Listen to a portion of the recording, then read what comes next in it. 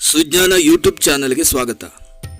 ನನ್ನ ವಿಡಿಯೋಗಳು ತಮಗೆ ಇಷ್ಟವಾಗುತ್ತೆ ಅಂದ್ಕೊಂಡಿದ್ದೇನೆ. ಸಬ್ಸ್ಕ್ರೈಬ್ ಮಾಡಿಕೊಳ್ಳೋದನ್ನು ಮರಿಬೇಡಿ ಸ್ನೇಹಿತರೆ.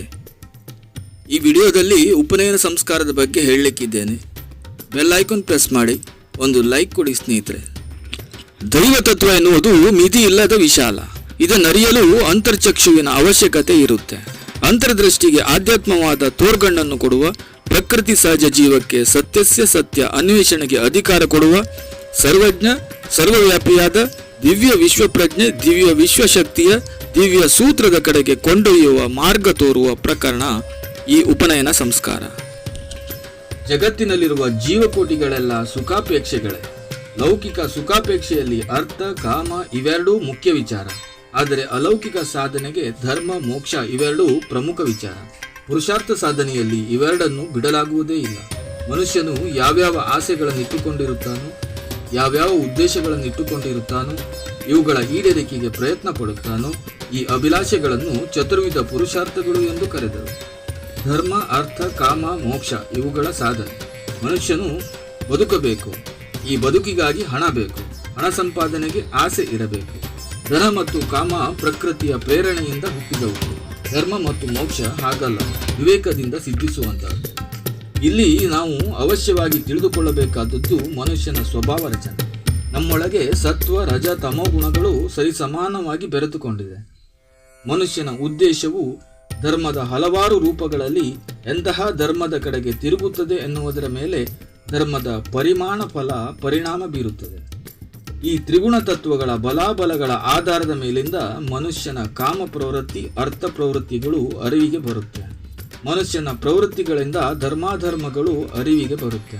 ಧರ್ಮಾಧರ್ಮಗಳ ಫಲಗಳಿಂದ ಈ ಫಲಾಫಲಗಳ ಪ್ರೇರಣೆಯಿಂದ ಅರ್ಥಕಾಮಗಳು, ಹಾಗೆ ಮನುಷ್ಯನ ಸ್ವಭಾವಗಳ ಪುನಃ ಪರಿವರ್ತನೆಗಳು, ಪುನಃ ಧರ್ಮದ ಜಿಜ್ಞಾಸೆ, ಪುನಃ ತತ್ಪರಿಣಾಮ ಪರಂಪರೆಗಳು.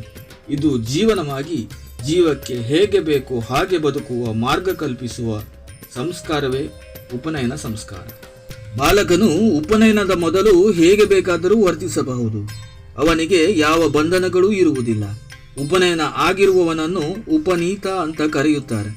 ಉಪನಯನ ಆದ ಮೇಲೆ ಮುಂಜ ಮೇಖಲಾಧಾರಣ ಅಂದರೆ ದರ್ಬೆ ಹುಲ್ಲಿನ ಉಡದಾರದಿಂದ ಅಥವಾ ಮೌಂಜಿ ಬಂಧನದಿಂದ ಗುರುತಿಸಲ್ಪಡುತ್ತಾನೆ.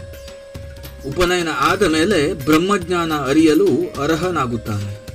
ಮನುಸ್ಮೃತಿಯಲ್ಲಿ ಸ್ಪಷ್ಟವಾಗಿ ಹೀಗೆ ಹೇಳಿದೆ: ವೇದಮೇವ ಸದಾಭ್ಯಸ್ಯತ್ ಪಸ್ತಪ್ಸ್ಯಂ ದ್ವಿಜೋತ್ತಮಃ ವೇದಭ್ಯಾಸೋ ಹಿ ವಿಪ್ರಸ್ಯ ತಪಃ ಪರಮಿಹೋಚ್ಯತೆ. ಇದರ ಅರ್ಥ, ತಪಸ್ಸನ್ನು ಆಚರಿಸಬೇಕಾಗಿರುವ ಬ್ರಾಹ್ಮಣನು ವೇದವನ್ನು ಯಾವಾಗಲೂ ಅಭ್ಯಸಿಸಬೇಕು. ಯಾಕೆಂದರೆ ವೇದಾಭ್ಯಾಸವು ಬ್ರಾಹ್ಮಣನ ಶ್ರೇಷ್ಠ ತಪಸ್ಸು. ವೇದಾಧ್ಯಯನವಾಗಲಿ ಅಥವಾ ಜೀವನಕ್ಕೆ ಅವಶ್ಯವಿರುವ ಜ್ಞಾನ ಕೊಡುವ ಯಾವುದೇ ವಿದ್ಯೆಯಾಗಲಿ ಅಧ್ಯಯನಿಸಲು ಅರ್ಹತೆ ಬರುವುದು ಉಪನಯನ ಆದ ಮೇಲೆಯೇ. ಇಲ್ಲಿ ಉಪದೇಶಿಸುವ ಗಾಯತ್ರಿ ಮಂತ್ರ ಮಗುವಿನ ಬುದ್ಧಿ ವಿಕಸನದಲ್ಲಿ ಮಹತ್ವದ ಪಾತ್ರ ವಹಿಸುತ್ತದೆ.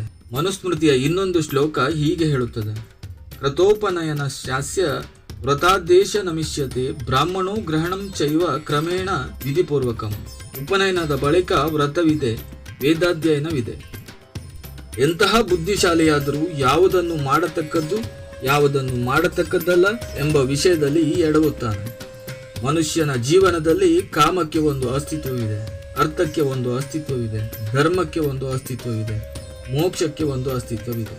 ಈ ನಾಲ್ಕು ಅಸ್ತಿತ್ವದ ಅರ್ಹತೆಯ ನಿಷ್ಕರ್ಷೆಯಿಂದ ಪರಸ್ಪರ ಬಾಧಕಗಳಾಗದೆ ಸಾಧಕವಾಗುವಂತೆ ಮಾಡುವ ಈ ಹಂತದ ಉಪಾಯವನ್ನು ಗುರುತಿಸುವ, ಜ್ಞಾನ ಕೊಡುವ ಸ್ವಸಂವೇದ್ಯ ಮಾರ್ಗವೇ ಈ ಉಪನಯನ ಸಂಸ್ಕಾರ.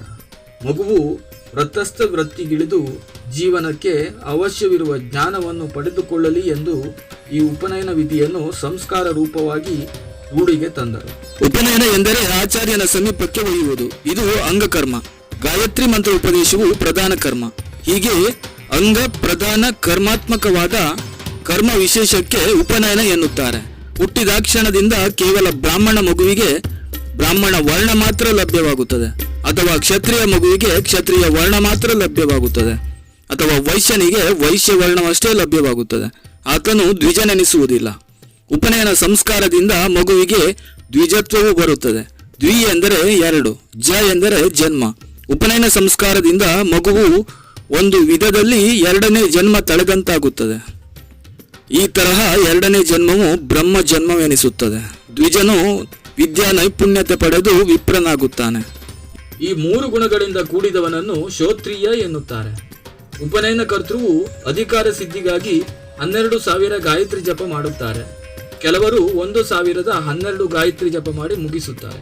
ಉಪನಯನ ಸಂಸ್ಕಾರವು ಮಗುವಿಗೆ ಬಹು ಮುಖ್ಯವಾದ ಸಂಸ್ಕಾರ. ಮುಂದಿನ ಸಂಚಿಕೆಯಲ್ಲಿ ಉಪನಯನ ಸಂಸ್ಕಾರದ ಬಗ್ಗೆ ಇನ್ನಷ್ಟು ಮಾಹಿತಿ ಕೊಡುತ್ತೇನೆ. ಧನ್ಯವಾದಗಳು.